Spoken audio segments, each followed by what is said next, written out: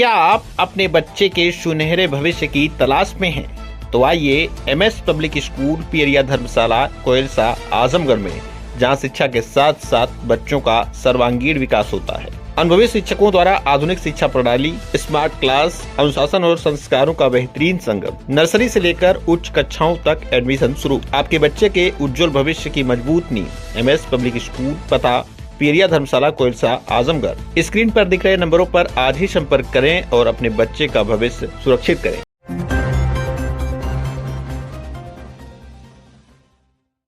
दस वर्षीय बच्ची की दुष्कर्म के बाद हत्या के मामले में परिजनों से मिले विधायक डॉक्टर संग्राम यादव, न्याय का दिलाया भरोसा।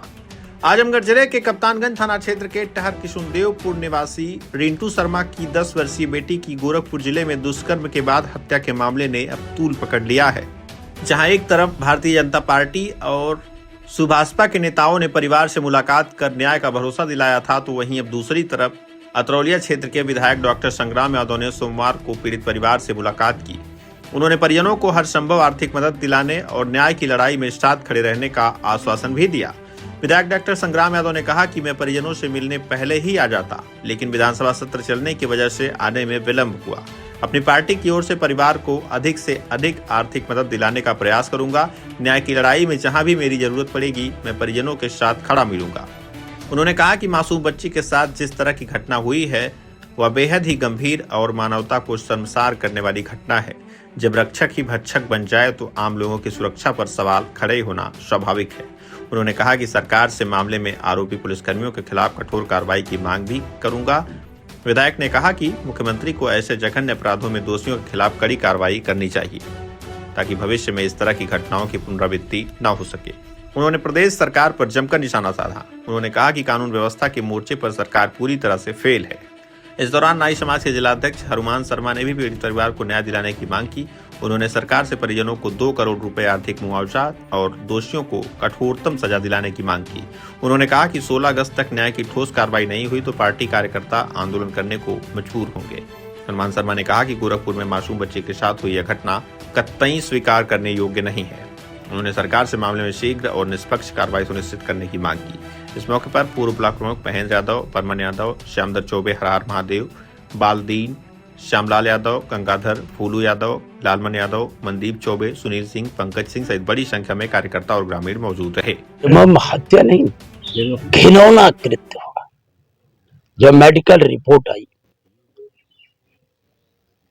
वो परिवार के लोगों ने बताया, मीडिया के द्वारा जो जानकारी हुई, चूंकि घटना स्थल गोरखपुर था तो 1-2 दिन उसको समझने में लगा, लेकिन जो बातें निकल करके आई और जो इसमें संलिप्त है पुलिसकर्मी,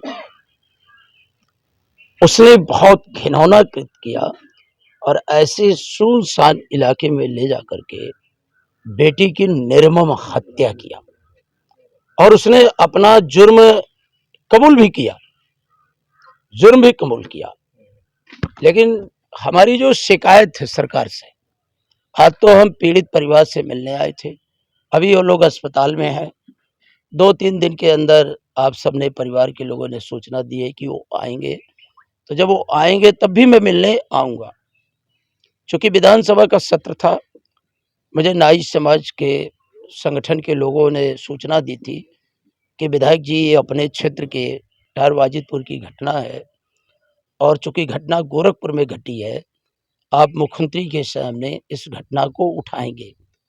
लेकिन इधर के दिनों में आप देख रहे होंगे, ना तो देश की संसद चल पाई, ना उत्तर प्रदेश की विधानसभा चल पा रही है। चूंकि मर्यादा पुरुषोत्तम भगवान राम के मंदिर में जो चढ़ावा चोरी को लेकर के देश और दुनिया में आक्रोश है, और जो नीट की परीक्षा में धांधली हुई है और जो पेपर लीक हुए हैं, उसको लेकर के जन आक्रोश है, जिसके कारण ना तो विधानसभा चल पाई।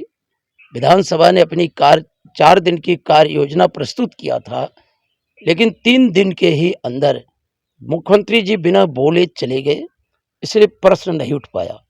मुझे जैसे ही हाउस से छुट्टी मिली, मैं आज आया हूँ, मिल करके पूरी जानकारी पहले भी लिया था, आज भी लिया हूँ। जैसे परिवार आएगा, मैं अपनी पार्टी की तरफ से पीड़ित परिवार की मदद करूंगा। गरीब परिवार है, समाज का ऐसा परिवार है कि अपने भरण पोषण के लिए गोरखपुर के अंदर रह रहे थे और पुलिस की वर्दी में इतना घिनौना कृत्य हुआ है। और जब कृत्य जग जाहिर है तो हम मुख्यमंत्री जी से अनुरोध करेंगे कि आप फास्ट ट्रैक में जल्द से जल्द सुनवाई करें, ऐसे न्यायाधीश नियुक्त हो, जल्द सुनवाई हो और जिसने ये कृत्य को किया है कम से कम उसे फांसी की सजा हो। और जो सुनने में आया है कि वो इस तरह का कृत्य पहले भी कर चुका था, तो आखिर उसे बहाल कैसे किया गया? और बहाल किया गया तो ऐसी जगह पे उसकी पोस्टिंग क्यों की गई?